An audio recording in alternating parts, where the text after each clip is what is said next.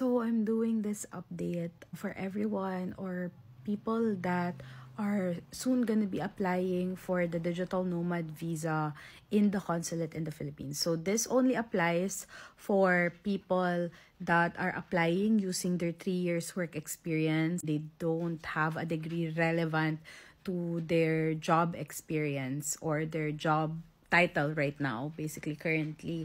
And if you are not up to date with your taxes in the Philippines.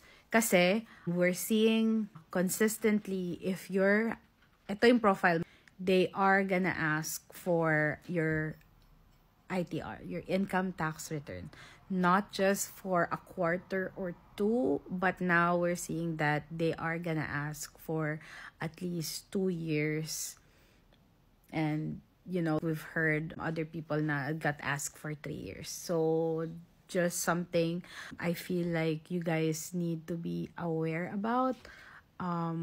Kasi if wala kayo nito and stuff and hindi nyo maipasa to, there's no going around it.